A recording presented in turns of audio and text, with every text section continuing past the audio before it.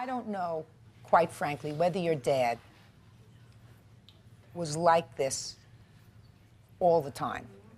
It's getting worse as he gets older. I have a sense that that has to be true. Do you know? You took this jewelry, and you knew that you weren't supposed to take it. That's not correct, because he gave me a key to the safe deposit box. I assume permission was implied. Well, that's not really true. Just because you have permission to go into a box doesn't mean that you have ownership of or any ownership rights to any of the items contained in the box. And I don't think you can make that giant leap from the fact that you have permission to go into the box to take the jewelry from the box. I didn't even think of permission. All I was thinking of was I wanted to wear the jewelry because my mom couldn't be at this Christmas program, and it just gave me a sense of closeness of having her there with me. Your Honor, I can't hear what she's saying. What she's saying is she just wanted to be closer to her mom by wearing these pieces of jewelry that were her mother's. That's what she said. Mrs. Horowitz. Yes.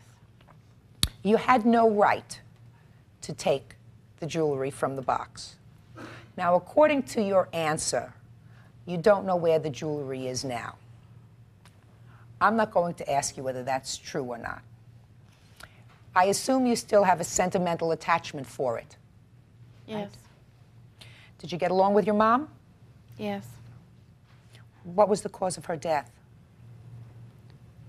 Cardiac arrest, secondary to septic shock. She was in the hospital for anemia and developed,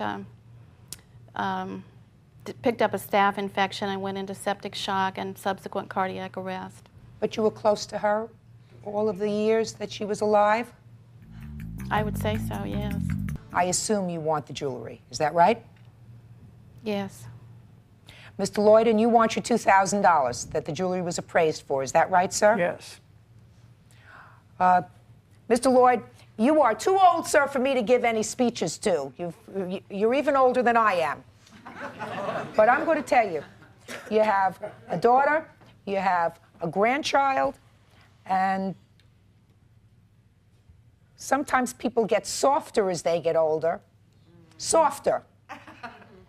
I don't think that's happening to you, Mr. Lloyd. I think you're getting tougher as you're getting older. I would try, if I were you, sir, to lighten up on your daughter. She is who she is. She's a product of whatever you and your wife did. She looks like a perfectly nice lady. She has a nice husband. She's been responsible, married to him for 25 years. They have a daughter who's getting married. You might even be a great grandfather in your time. That would be a wonderful thing.